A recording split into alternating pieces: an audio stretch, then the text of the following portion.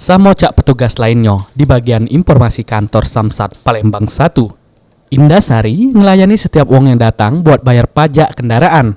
Namun yang berbeda, Indasari ini ialah penyandang disabilitas yang tidak pacak ngomong sama alami gangguan di pendengaran. Sehingga setiap wong wajib pajak kendaraan yang datang buat bayar pajak oleh Indasari diarah ke make tulisan. Sesudem itu, wajib pajak pun langsung ngerti dengan arahan yang dienjuk oleh Indasari. Walaupun sebagai penyandang disabilitas, ternyata tidak ganggu aktivitas dari betina muda ini. Bahkan, para wajib pajak yang datang buat bayar pajak kendaraannya di kantor Samsat 1 Palembang cukup terbantu dengan kinerja dari Indasari ini. Itu juga dari Samsat ini kan, semoga bisa kedepannya lebih bagus lagi, lebih banyak lagi yang disabilitas itu untuk bekerja di sini kan, untuk saling membantu.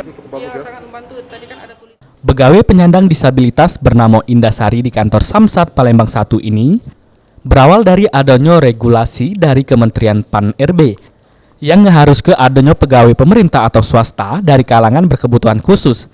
Sehingga kantor Samsat Palembang 1 berkoordinasi dengan pemerintahan provinsi buat ngajak pegawai di kantor Samsat Palembang 1. Regulasi dari Kementerian Pan-RB itu yang mengharuskan untuk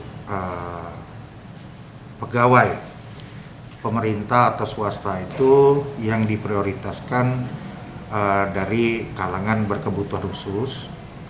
Maka kami menunjang dari peraturan tersebut dan juga kami memberitahukan kepada pemerintah Provinsi Sumatera Selatan, dalam hal ini Gubernur Sumatera Selatan, dan kami di bawah Badan Pendapatan Daerah mencoba untuk memberikan kesempatan kepada kaum berkebutuhan khusus untuk menjadi salah satu pegawai di Samsat UPTB Palembang 1. Sejauh ini, penyandang disabilitas bernama Indasari masih dilakukan training oleh kantor Samsat Palembang 1 supaya pacak berkomunikasi dengan lancar sama para wajib kendaraan yang datang.